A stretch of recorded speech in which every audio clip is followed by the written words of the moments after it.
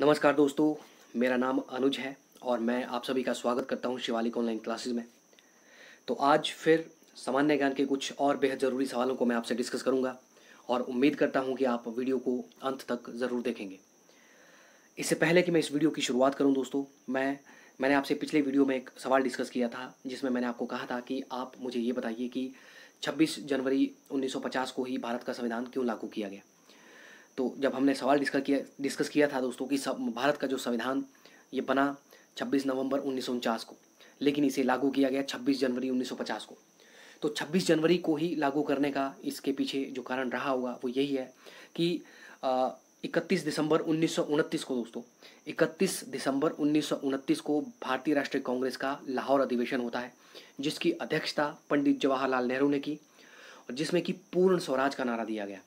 पूर्ण स्वराज यानी कि पूरी आज़ादी, ये नारा पंडित जवाहरलाल नेहरू के द्वारा 1929 में कांग्रेस के लाहौर अधिवेशन में दिया गया कि हमें आधी अधूरी आज़ादी नहीं चाहिए, हमें पूरी आज़ादी चाहिए। और उसी दिन ये डिसाइड किया गया कि आने वाली 26 जनवरी यानी कि 26 जनवरी 1930 को हम पहला स्वतंत्रता दिवस मनाएंगे। भले ही हमें अंग्रेज आज़ाद करें या ना करें, हम अपना पहला स्वतंत्रता दिवस 26 जनवरी को मनाएंगे। ये एक तरह से अंग्रेज़ों को एक वार्निंग दी गई कि आपको आज नहीं तो कल भारत को आज़ाद करना ही पड़ेगा। लेकिन बाद में भारत जब आज़ाद हुआ 15 अगस्त 1947 को, तो भारत में स्वतंत्रता दिवस मनाया जाने लगा 15 अगस्त के बाद। 15 अगस्त को हम मनाते हैं इंडिपेंडेंस डे यानी कि स्वतंत्रता दिवस। लेकिन 26 जनवरी को याद रखने के लिए हम उसी दिन मनाते हैं 26 जनवरी को गणतंत्र दिवस यानी कि रिपब्लिक डे। आज़ादी आसानी से नहीं मिलती है दोस्तों। आज़ादी लेने के लिए, आज़ादी पाने के लिए जो स्वतंत्रता सेनानी हैं, इन्होंने बहुत बड़ा योगदान दिया है, बहुत बड़ा बलिदान इन्होंने दिया है और बहुत ज़्यादा समय भारत को आज़ादी दिलाने में इन लोगों को लगा है। तो ये बातें आसानी से लोग भूल ना जाएं, तो शायद इसीलिए 26 जनवरी को ही भारत का संविधान लागू किया गया। चलिए आज की इस वीडियो में पहला सवाल देखते हैं और आज का पहला सवाल है, विश्व स्वास्थ्य दिवस कब मनाया जाता है। ऑप्शन ए 7 अप्रैल, ऑप्शन बी 7 मई, ऑप्शन सी 1 अप्रैल, ऑप्शन डी 1 मई। और इस सवाल का सही जवाब है दोस्तों, विश्व स्वास्थ्य दिवस जो है मनाया जाता है 7 अप्रैल को। वर्ल्ड हेल्थ डे जो है 7 अप्रैल को मनाया जाता है। उसी तरह से 1 मई को मनाया जाता है इंटरनेशनल लेबर डे यानी कि अंतर्राष्ट्रीय मजदूर दिवस जो मनाया जाता है वो मनाया जाता है 1 मई को।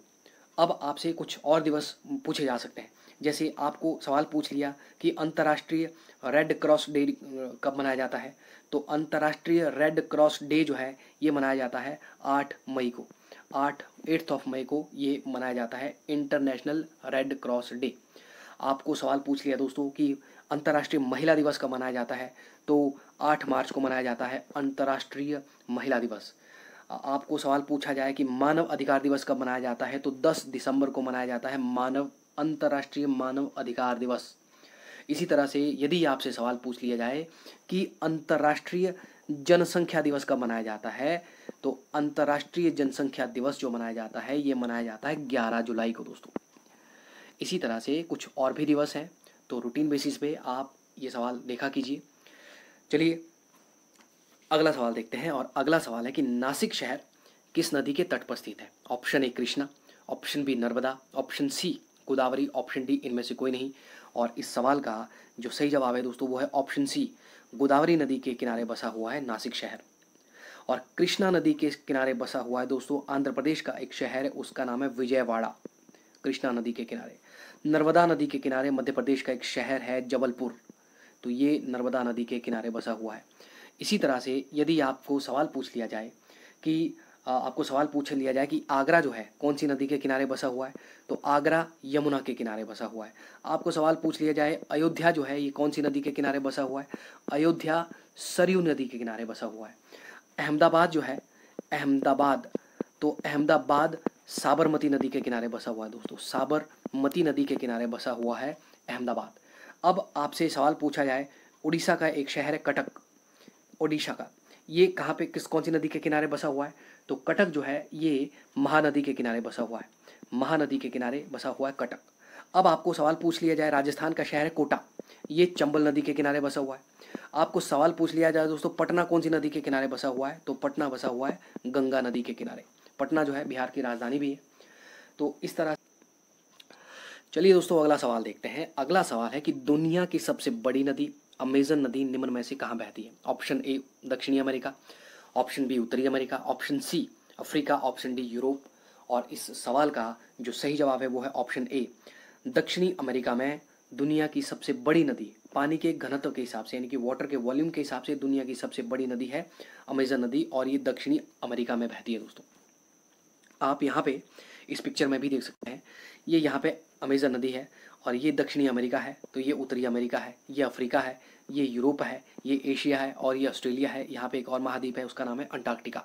तो ये 7 महाद्वीप है दुनिया में, और दुनिया की सबसे बड़ी नदी पानी के घनत्व के हिसाब से वो है अमेजन नदी, और अमेजन नदी दक्षिणी अमेरिका में बहने वाली एक नदी है। दक्षिणी अमेरिका में एक पर्वत श्रृंखला है दोस्तों, उस पर्वत श्रृंखला का नाम है एंडीज पर्वत श्रृंखला, और ये दुनिया की सबसे लंबी पर्वत श्रृंखला है। एंडीज पर्वत श्रृंखला से ही ये नदी निकलती है अमेजन नदी, और अपना जल जो है, अपना जल ये अटलांटिक महासागर में गिराती है, ये अटलांटिक महासागर है। इसी तरह से दुनिया की सबसे लंबी नदी यदि आपसे पूछ लिया जाए तो नील नदी जो है ये दुनिया की सबसे लंबी नदी है, और ये अफ्रीका महाद्वीप में बहती है।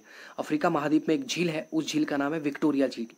तो विक्टोरिया झील से ही नील नदी का उद्गम होता है, और नील नदी अपना जल जो गिराती है दोस्तों, ये गिराती है भूमध्य सागर में, ये अपना जल गिराती है। और नील नदी की ही देन हम मिस्र को कहते हैं।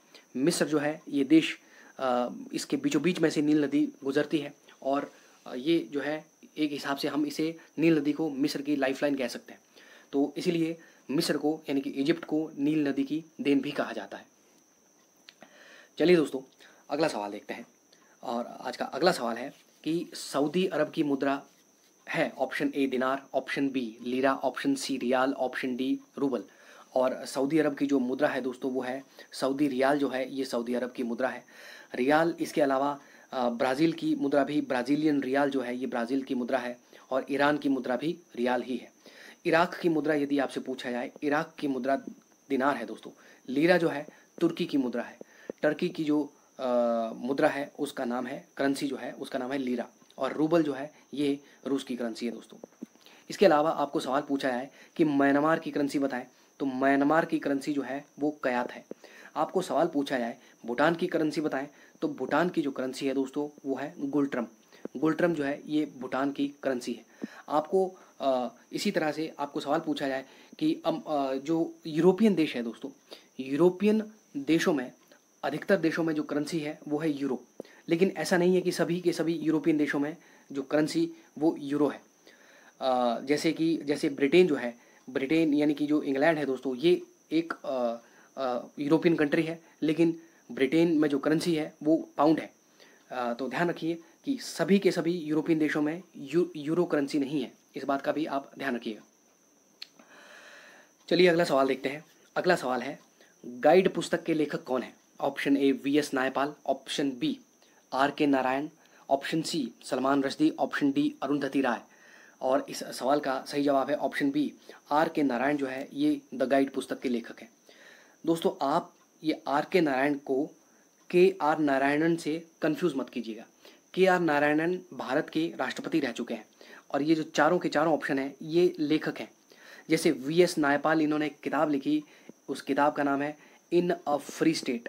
इन अ फ्री स्टेट ये इनके द्वारा लिखी गई किताब का नाम है, और इस किताब के लिए इन्हें 1971 में 1971 में बुकर प्राइज़ मिला। ये इंग्लिश लिटरेचर में मिलने वाला बहुत बड़ा पुरस्कार होता है। इसी तरह से सलमान रश्दी ने जो इनकी जो किताब है उस किताब का नाम है मिडनाइट चिल्ड्रन। इसके लिए भी इन्हें मिडनाइट चिल्ड्रन के लिए सलमान रश्दी को बुकर प्राइज़ मिला है, मैन बुकर प्राइज़। और अरुंधति राय, इनकी बुक का जो नाम है दोस्तों वो है the God of small things. The God of small things जो है ये इनकी पुस्तक का नाम है। और अरुंधति राय भारत की पहली महिला है जिनको कि मैन बुकर प्राइज़ मिला है, और इनकी किताब का नाम है the God of small things. चलिए दोस्तों अगला सवाल देखते हैं। अगला सवाल है कि सांची स्तूप निम्न में से कहाँ है। ऑप्शन ए मध्य प्रदेश में, option B Uttar Pradesh, option C Maharashtra, option D Bihar. और इस सवाल का जो सही जवाब है दोस्तों सांची स्तूप मध्य प्रदेश में है। सांची स्तूप जो है मध्य प्रदेश में है। महाराष्ट्र में दोस्तों आपसे पूछा जा सकता है, जैसे महाराष्ट्र में एलोरा की गुफाएं हैं, एलोरा की गुफाएं, एलोरा की गुफाएं, इसके अलावा अजंता की गुफाएं जो है ये भी महाराष्ट्र में ही है। एलोरा और अजंता की गुफाएं महाराष्ट्र के औरंगाबाद में है।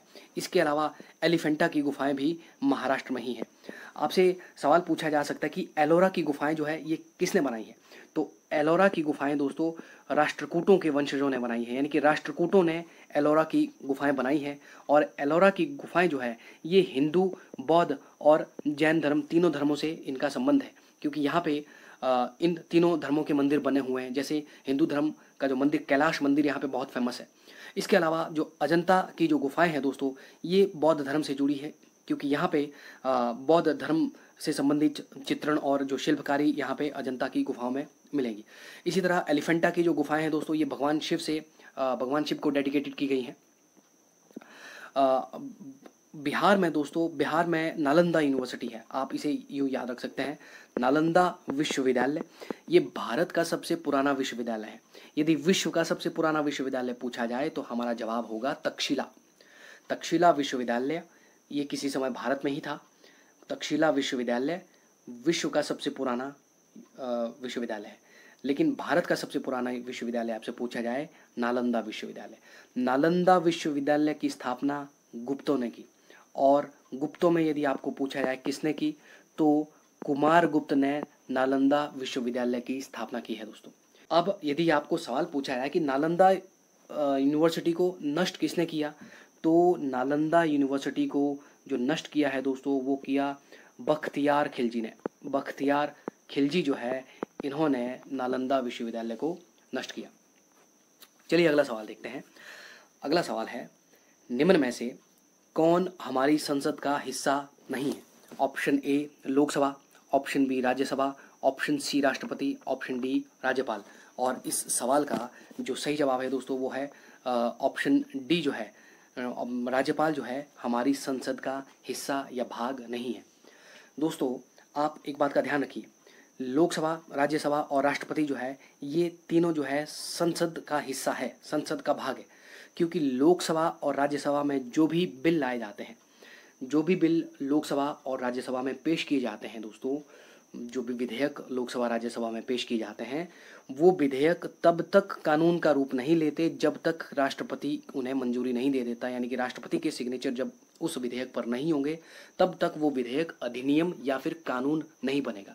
तो ये सवाल भी आपसे पूछा जा सकता है दोस्तों कि कोई विधेयक अधिनियम कब बनता है या कोई विधेयक कानून का रूप कब ले लेता है।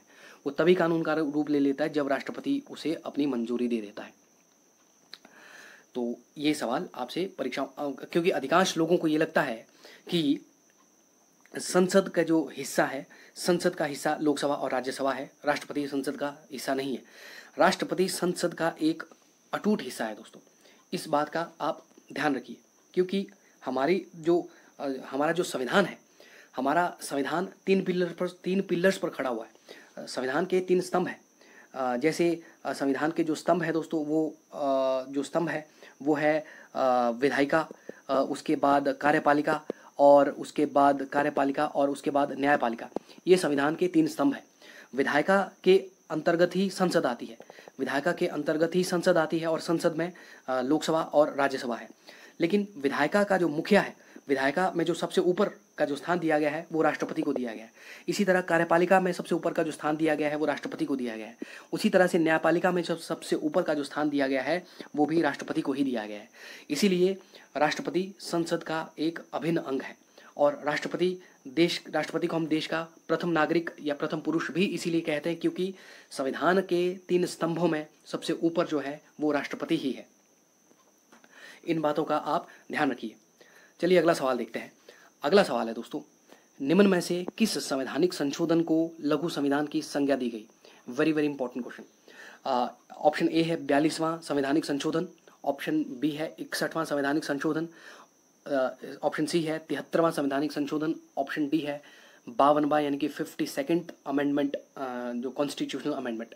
और इस सवाल का जो सही जवाब है दोस्तों वो है ऑप्शन ए, 42वें संवैधानिक संशोधन को लघु संविधान की संज्ञा दी गई। दोस्तों संविधान में संशोधन किए जा सकते हैं। संशोधन मतलब अमेंडमेंट, कोई बदलाव जो है, कोई चेंजेस संविधान में किए जा सकते हैं।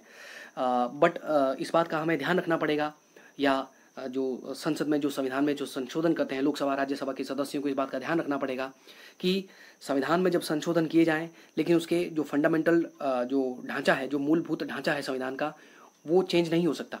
अदरवाइज संविधान में संशोधन किए जा सकते हैं। तो 42वां जो संवैधानिक संशोधन हुआ उसमें बहुत सारे बदलाव किए गए। इतने बदलाव किए गए कि ये अपने आप में ही इसे लघु संविधान यानी कि मिनी कॉन्स्टिट्यूशन की संज्ञा दी गई। इसमें जो मुख्य रूप में जो संवैधानिक संशोधन किए गए वो मैं आपके साथ डिस्कस करना चाहूँगा। जैसे दोस्तों 42वें संशोधन में भारत के संविधान की जो प्रस्तावना है यानी कि जो प्रियम्बल है, इसमें 3 नए शब्द जोड़े गए। और जो शब्द जोड़े गए वो जोड़ा गया समाजवाद, पंथ निरपेक्षता, पंथ निरपेक्षता, इसे हम धर्म निरपेक्षता भी कह सकते हैं, और इसके अलावा अखंडता। ये 3 शब्द जो है ये जोड़े गए दोस्तों 42वें संशोधन में, और ये 42वां संशोधन 1976 में हुआ। Very very important. 42वां संवैधानिक संशोधन 1976 में किया गया। इसमें 3 नए शब्दों को भारत के संविधान की प्रस्तावना में जोड़ा गया, और वो शब्द हैं समाजवाद, पंथ निरपेक्षता या धर्म निरपेक्षता और अखंडता। इन 3 शब्दों को संविधान की प्रस्तावना में जोड़ा गया। इसके अलावा 42वें संशोधन में एक भाग जोड़ा गया, और जो भाग है वो है 4क। भाग 4क को संविधान में जोड़ा गया। और यदि अनुच्छेद पूछा जाए तो अनुच्छेद 51क यानी कि 51A, आर्टिकल नंबर 51A। और भाग पूछा जाए कौन से भाग को जोड़ा गया तो 4क, ये भाग को 42वें संशोधन के तहत ही भारत के संविधान में और जोड़ा गया। और ये जो भाग 4क है दोस्तों, this is very very important. भाग 4क या फिर 4A जो है ये है मौलिक कर्तव्य, संविधान के मौलिक कर्तव्य। मौलिक कर्तव्य ये है दोस्तों, ध्यान रखिए, ये मौलिक अधिकार नहीं है। तो मौलिक कर्तव्य जो जोड़े गए ये भी 1976 यानी कि 1976 में जोड़े गए। भारत में जो संविधान, भारतीय संविधान में 11 मौलिक कर्तव्य हैं दोस्तों। ये भी आपसे सवाल पूछा जा सकता है। और ये जो 11वां मौलिक कर्तव्य है ये यही है कि माता पिता का ये कर्तव्य है कि 6 से 14 वर्ष के बच्चों को वो जो प्राइमरी एजुकेशन है वो दिलाना, वो बच्चे को ये एजुकेशन दिलाना माता पिता का कर्तव्य है। दोस्तों आपको सवाल पूछा जा सकता है कि मौलिक कर्तव्य संविधान में किसकी रिकमेंडेशन से यानी कि किसकी सिफारिशों के बाद मौलिक कर्तव्यों को संविधान में जोड़ा गया। तो मौलिक कर्तव्यों को सरदार स्वर्ण सिंह समिति के ही सिफारिशों पर मौलिक कर्तव्यों को संविधान में जोड़ा गया। तो इस बात का भी आप ध्यान रखें। सिफारिशें तो स्वर्ण सिंह समिति की सिफारिशों पर ही मौलिक कर्तव्यों को संविधान में जोड़ा गया भारतीय संविधान में। इसके अलावा दोस्तों 61वां संशोधन जो किया गया, इसमें वोट देने की जो आयु है, मतदान करने की जो आयु है वो 21 वर्ष से घटा करके 18 वर्ष कर दी गई। वयस्क मताधिकार की सुविधा भारत के संविधान ने भारत के नागरिकों को दी है। और वोट देने का अधिकार जो है, मतदान करने का जो अधिकार है दोस्तों, ये आपका कानूनी अधिकार है, ये आपका लीगल राइट है, ये आपका फंडामेंटल राइट नहीं है, ये आपका मौलिक अधिकार नहीं है, ये कानूनी अधिकार है।